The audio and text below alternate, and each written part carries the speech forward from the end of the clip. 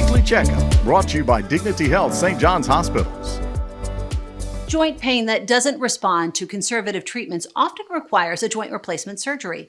Orthopedic surgeon Dr. Andrew Jeffers says the St. John's Hospital's orthopedic program can help. We do the most advanced joint replacements here at St. John's, including anterior hip replacements as well as personalized knee replacements. We also do a fair number of shoulder replacements. A couple of years ago, it was very common for patients to stay 2 to 3 nights in the hospital. Now, most of my patients actually leave the same day. And so they're doing their hip replacement or their knee replacement as an outpatient experience.